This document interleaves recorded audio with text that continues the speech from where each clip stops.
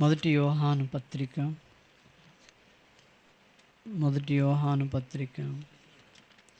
మొదటి అధ్యాయము. మొదటి యోహాను పత్రిక, యోహాను రాసిన మొదటి పత్రిక మొదటి అధ్యాయము 1 నుండి 5 వచనముల వరకు మార్చి చదువుకుందాం. 1వ అధ్యాయము 1వ వచనం నుండి 4 వరకు మనము చదువుకుందాం. మార్చి జీవవాక్యమును గూర్చినది ఆది నుండి ఏది ఉండెనో, మేము ఏది వింటిమో, కనులారా ఏది చూచితిమో, ఏది నిదానించి కనుగొంటిమో, మా చేతులు దేనిని తాకి చూచినో అది మీకు తెలియజేయుచున్నాము.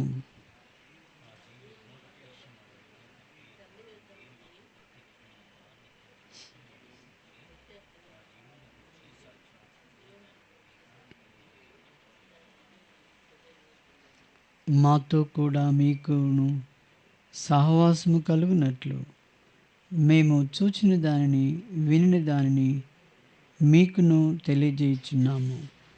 మన సహవాసం అయితే తండ్రితో కూడాను ఆయన కుమారుడైన యేసుక్రీస్తు కూడాను ఉన్నది.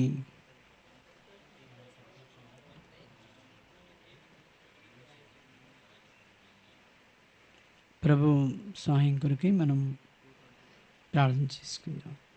ప్రేమగల తండ్రి, నీకు వందనాలు. మా రక్షకుడు మేము స్తుతిస్తూ ఉంటున్నాం.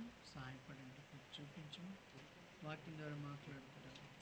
వందనము చెల్లిస్తూ ఘనమైన ఉన్నతమైన నామములో అయ్యగుణాన్ని చట్టు మార్చి యేసు నామములో స్తుతించి ప్రార్థిస్తున్నాం తండ్రి, ఆమేన్. దేవుని యొక్క వాక్యము మనము చూసినట్టయితే ఇక్కడ యోహాను తను తెలియజేస్తున్నాడు ఏంటంటే, ఈ యొక్క దేవుడి కొరకైన లేకపోతే ఈ గ్రంథము, ఈ యొక్క పరిశుద్ధ గ్రంథము ఒక ఉన్నతమైనటువంటి నిజమైనటువంటి ప్రత్యక్షత కలిగినటువంటి తండ్రితో ఉన్నటువంటి సహవాసము, వీటన్నిటిని గురించి మరి తెలియజేస్తూ ఉంటున్నాడు.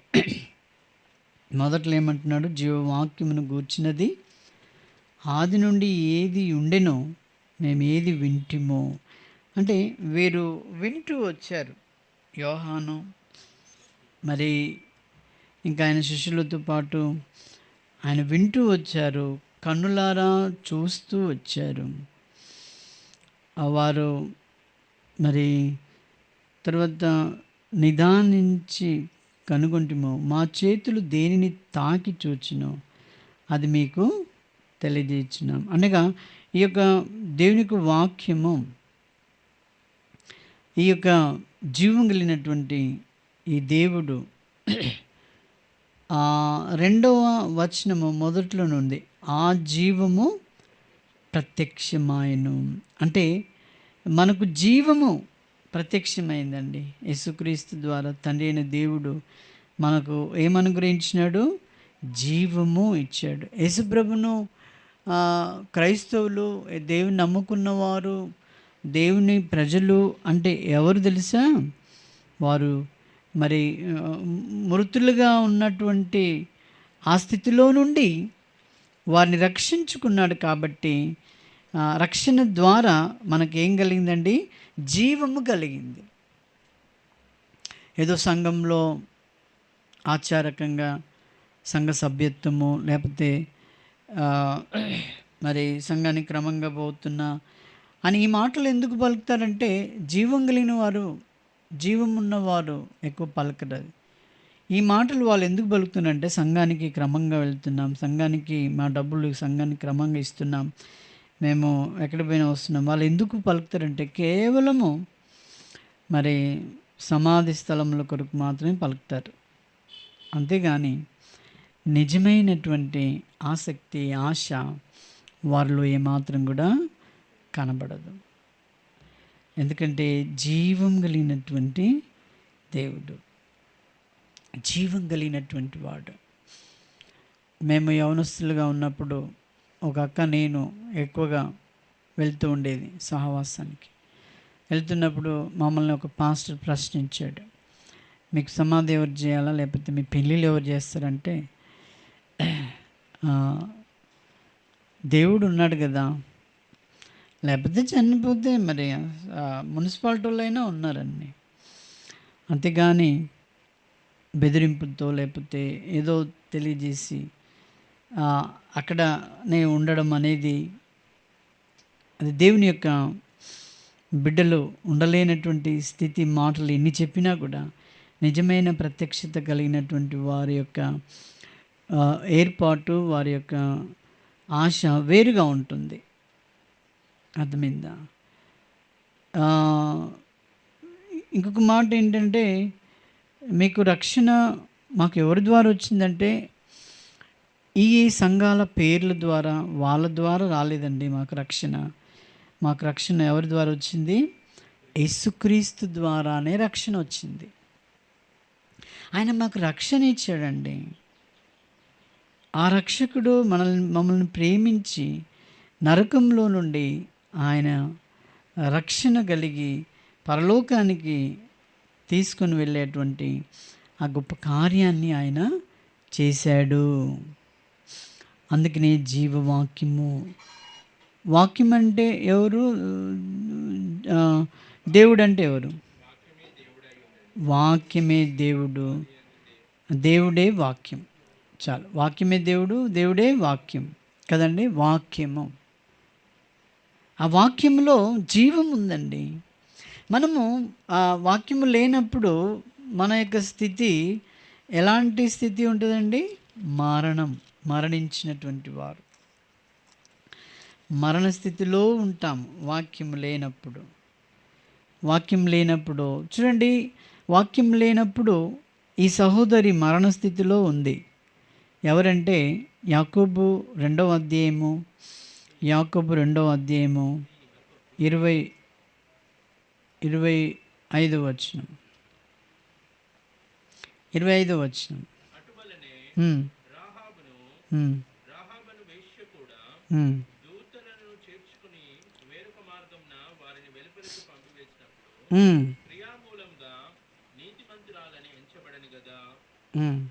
చాలు, అక్కడ నేను చూడు, ఆ రాహాబు ఏమని ఎలాంటి వృత్తి ఆమెది? ఆమె వేశ్య వృత్తిలో ఉన్న ఆమె ఎంత గొప్ప సాక్ష్యం కలిగిందంటే ఆమె. ఇప్పుడు చూడండి, మనము మంచి జాబ్ చేసుకుంటూ క్రమంగా దేవుని సన్నిధికి వస్తాము, కానీ దేవుని గురించి ఎలా జీవించాలి, ఆయన గురించి ప్రత్యేకమైన జీవితం ఎలా ఉండాలి, ఏం మాట్లాడాలి అనేది మనకు తెలియదు, తెలుసుకోము కూడా. కానీ వేశ్య పనిచేసే ఈ రాహాబు ఎవరిని గురించి తెలుసుకుని, ఎవరిని మనసులో ఉంచుకుంది? దేవుని గురించి తెలుసుకుందండి. తెలుసుకొని తన మనసులో ఆయనను మరి దేవుని యందు భయభక్తులు కలిగి భయముతో తను ఉండి, ఈ వేగుల వారు దేవుని ప్రజలు అని గ్రహించి వారిని కాపాడి వారికి వేరే మార్గాన్ని చూపించింది. దీన్ని బట్టి ఆమె క్రియలు చేసింది, చేసింది. ఆమె ఏం చేసిందండి? క్రియ అంటే అర్థం ఏంటి? పనులు. ఇప్పుడు ఏంటంటే, సాతాను బిడ్డలంగా ఉన్నప్పుడు సాతాను క్రియలు చేసాం మనం. ఇప్పుడు దేవుని బిడ్డలం అయ్యాము. దేవుని బిడ్డలం అయిన తర్వాత ఇప్పుడు మనం ఏం చేయాలి? దేవుని పనులు, క్రియలు చేయాలి. ఈ యొక్క మాటను నేను చెప్తాను, వినండి.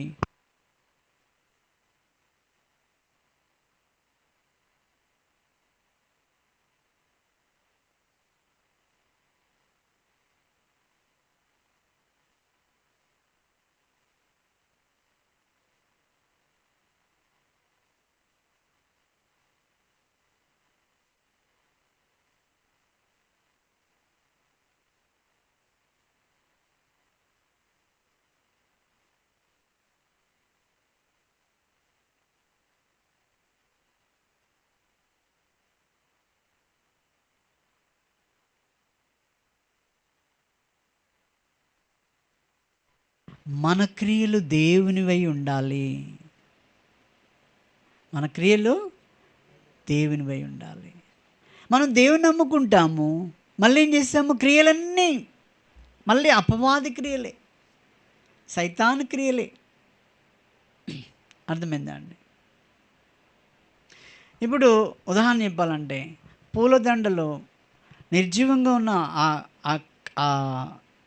అదేంటి ఆ గడప నిలబెట్టింది కదా, ఆ దర్వాజకి వేసిరి, బతికున్న మనిషి కూడా వేసిరి, చచ్చినట్టుగా అంతే. అదేమైనా మాట్లాడుద్దా? దానికి వాసన కూడా చూడదు అది. క్రియలు ఎలాగూ, నీ క్రియలు ఎలా ఉంటున్నాయి? నీ క్రియల ద్వారా ఫలము కావాలా?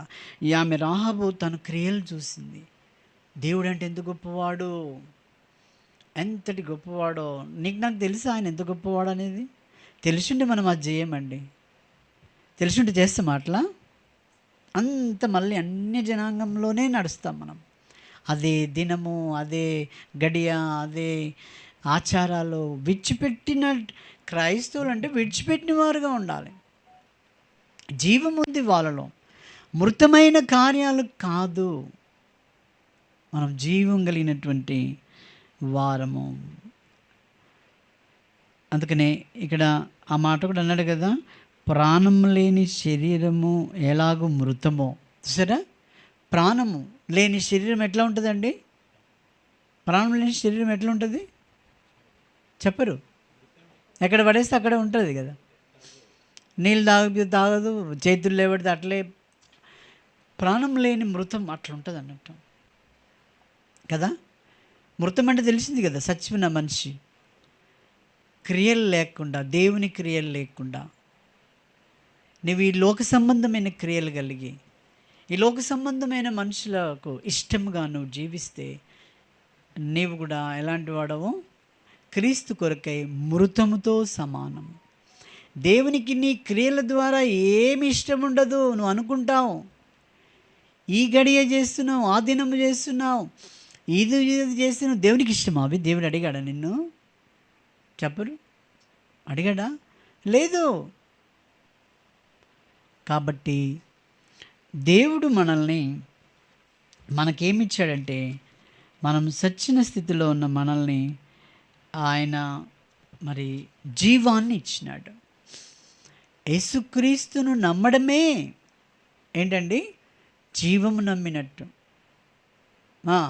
జీవాన్ని ఇచ్చినాడు. ఆ జీవముతో ఈ లోకంలో మనము జీవిస్తూ రావాలని.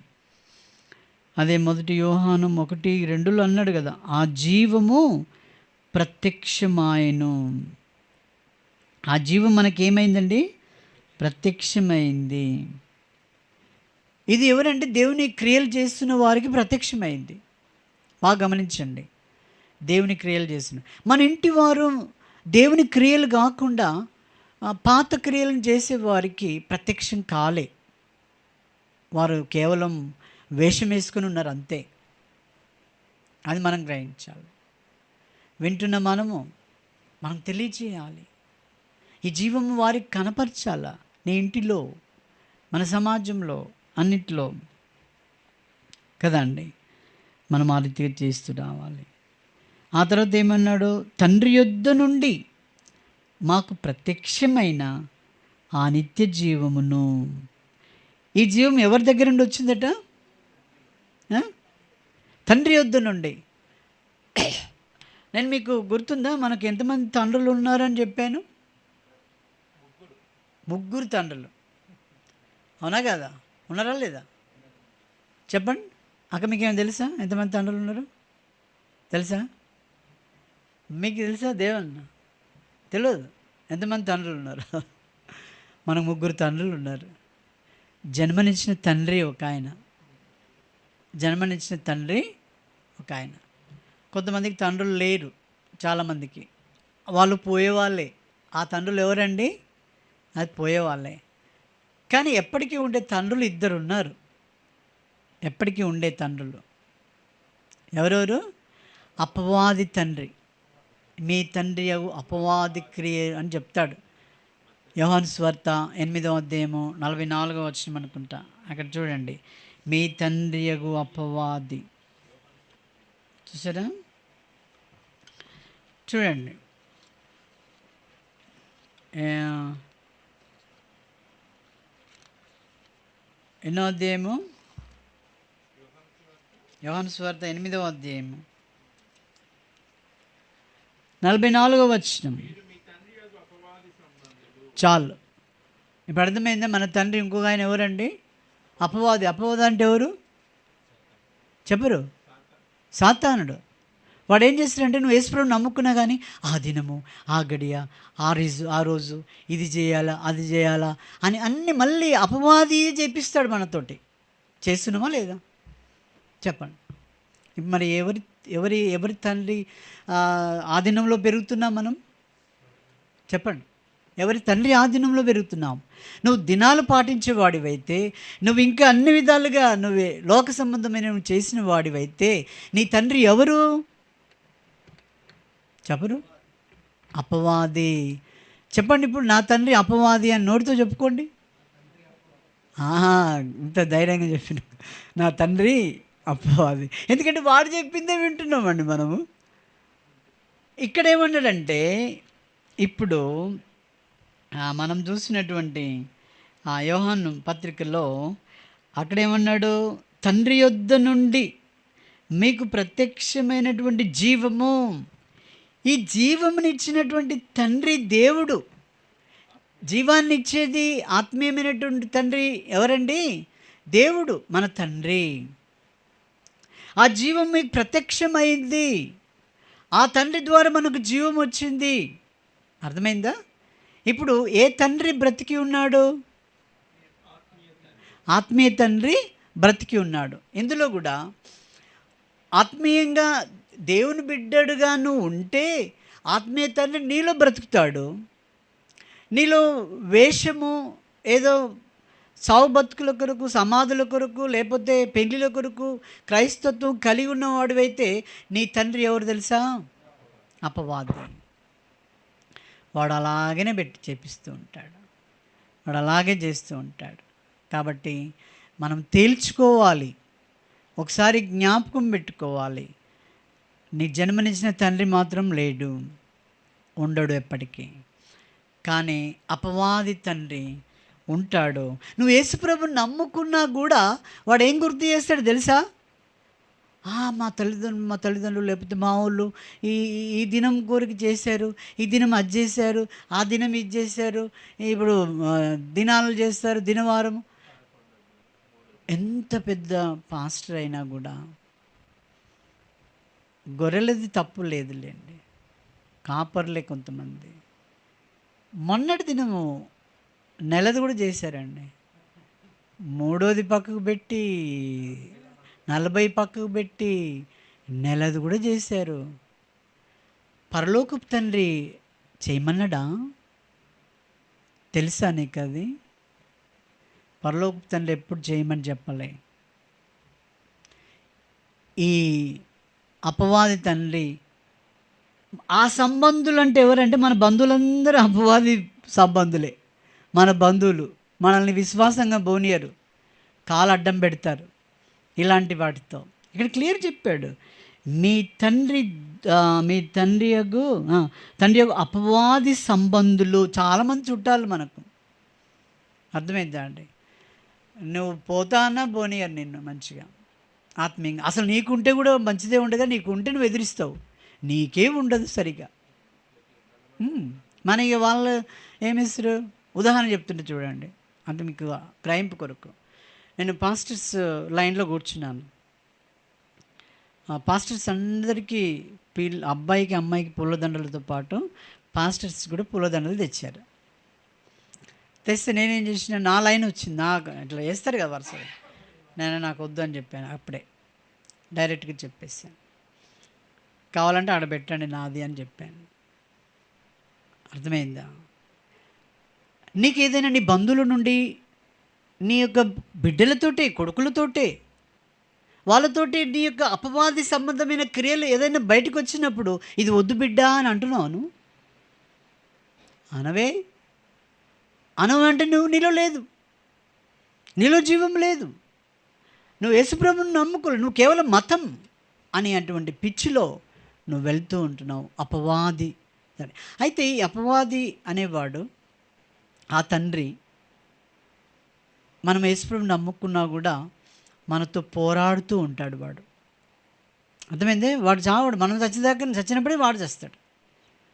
మనం పరలోకపు తండ్రిని మన హృదయంలో ప్రతిష్ఠించుకొని మనం ఎంతగా వెళుతున్నా కూడా వాడు అనేక విధాలుగా మళ్ళీ నేను ఆ స్థానంలోనికి మళ్ళీ నేను నా వశంలో నేను తెచ్చుకోవడానికని వాడు సచ్చేదాకా మన వెంబడి ప్రయత్నం చేస్తూ ఉంటాడు.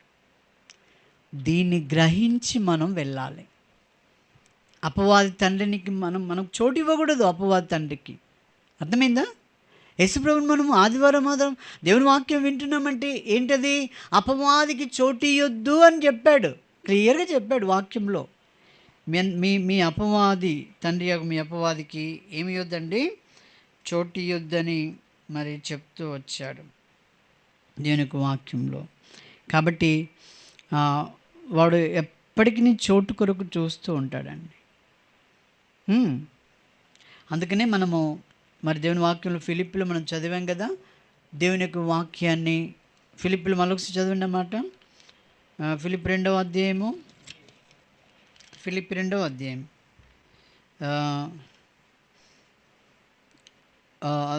12వ వచనమే.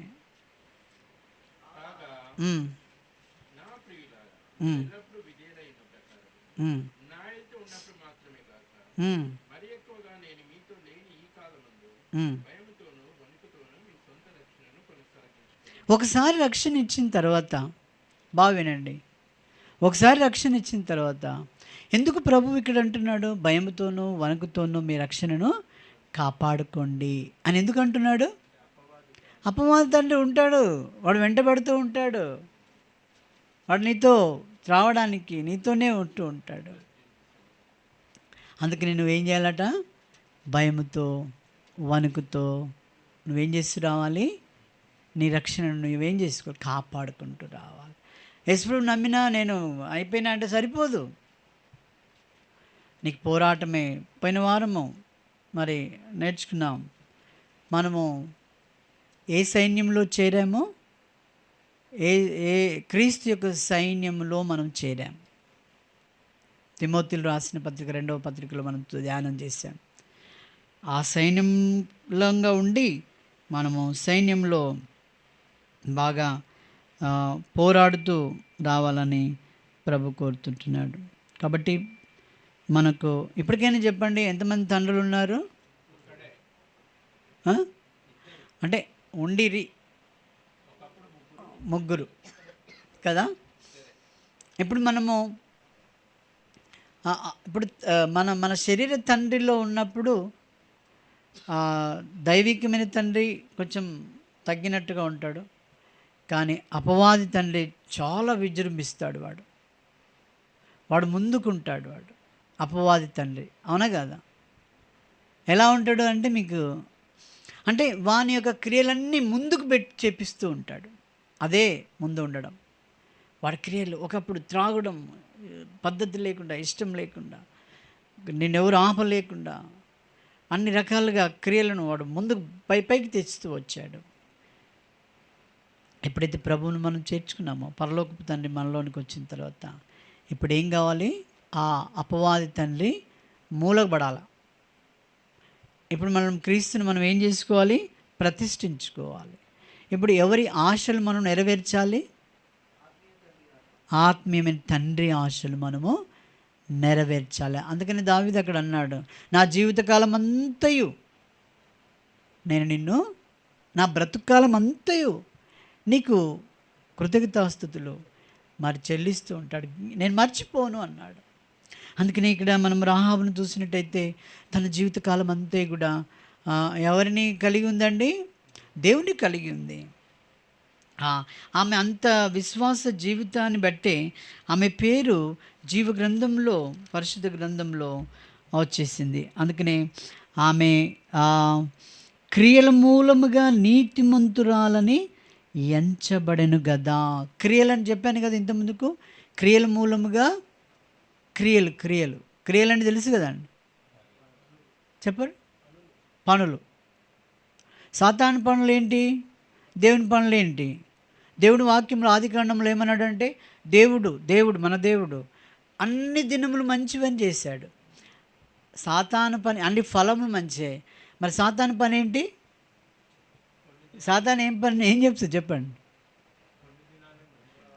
ఆ దినం మంచిది, ఈ దినం మంచిది అని ఎవరంటారు? సాతాను సంబంధులు అంటారు కదా, ఆ మనుషులు ఉంటారు కదా. మరి మనము వాళ్ళది చేస్తామా, మనది దేవునిది చేస్తామా? మనం చేస్తామా? చేయం కదా. మరి ఎవరిని సంతోషపరుస్తున్నావు నువ్వు నీ జీవితంలో? కదా. కాబట్టి నేను మన దేవుని వాక్యాన్ని ఘనపరిచే వారంగా ఉండాలి. మన యొక్క హృదయ వాంఛ, లేకపోతే మన యొక్క ఆశ, మన యొక్క జీవితం అంతా కూడా ఎవరి పేరు మోసి, ఎవరి తండ్రి, ఎవరి అడుగుజాడల్లో మనం నడుచుకోవాలో బ్రతుకు దినములు అన్నింటినీ కూడా మన దేవుని యొక్క అడుగుజాడల్లో. తల్లిదండ్రులు పిల్లలను ఏమంటారు? నా పేరు నిలబెట్టురా అంటాడు. నా పేరు నిలబెట్టడానికి కొరకే అని అంటాడు. ఎక్కడైనా ఏదైనా వాళ్ళు చేయరాని పని చేస్తే నా పేరును చెడగొడుతున్నావు కదా అని అంటారు. అవునా? మరి పరలోకపు తండ్రి పేరును నీవు చెడగొడుతున్నావా, మంచిగా ఉంచుతున్నావా? నువ్వు ఒక్క దినము కనుక, ఒక్క గడి కనుక నీ బంధువులది లేకపోతే నీ వాళ్ళది దాన్ని ఒక్కటి కనుక నువ్వు పాటిస్తే నీ తండ్రిని, ఆయనకు వచ్చే పేరు నువ్వు చెడగొడుతున్నావు అని అనుకున్నావు. ఇంతకాలం అయింది నా క్రైస్తత్వం అనుకోని నువ్వు చెడగొట్టేదానిగా దాడిగా ఉన్నావా, మంచిగా ప్రభునే ఆనందించేవాడిగా ఉంటున్నావా? అది జ్ఞాపకం పెట్టుకోవాలి. మనకు పని లేదు ఎవరితో? అపవాది బంధు సంబంధం, అంటే సంబంధులతో. కాబట్టి చాలా విచారకరమైంది. నేను పెద్దపాడులో అక్కడికి వెళ్ళినప్పుడు ఇక ఏముంటుందంటే ఆ మనుషులు, అమ్మ ఇది కాదు, మీరు అలా చేయొద్దు, ఇలా చేయొద్దు అంటే, సరేనండి మేము గుడికైనా మానేస్తాము అనేటువంటి స్థితిలో ఉన్నారు ప్రజలు. కారణం ఏంటంటే తెలియక. ఇంకొకటి ఏంటంటే తెలుసుకోవడానికి ప్రయత్నం చేయక. సమయం దొరికింది కదా అని మొబైల్ పట్టుకుని కూర్చోవడం, టీవీల ముందు కూర్చోవడం, లేకపోతే ఊరికనే వేస్ట్గా సమయం వృధా చేయడం చేస్తే నీకు పరలోకపు తండ్రి యొక్క ఆ యొక్క ఆయన కొరకు నిలబడే ఆ శక్తి నీకు ఎలా వస్తుంది? ఆ శక్తి నీకు రావాలంటే నువ్వేం చేయాలి? తండ్రి యొక్క ఆలోచన లేదు. అందుకే మనం పాట పాడాం, దేవాని తలంపులు అమూల్యమైనవి నాయడా అని పాడాం కదా. ఎంతమంది ఉన్నారు పాటలకు? చెప్పడు. అపవాది అంటుంది, పోదాంది అంటుంది అపవాది తండ్రి. పరలోకపు తండ్రి ఏంటి అంటే పోదాం టైం అయింది అంటాడు. అపవాది తండ్రి ఏం చేస్తాడంటే నేను లాగేస్తాడు. అది కూడా ఒక పాయింట్. కాబట్టి దేవుని యొక్క తలంపులు నీకు అమూల్యము, ఆయన యొక్క తలంపులు. కాబట్టి మనం ఎలాంటి జీవితం జీవిస్తున్నాం పరీక్షించుకుందాం, యోగ్యంగా బలలో చేయవేద్దాం. మోకరించండి, ప్రార్థన చేసుకుందాం.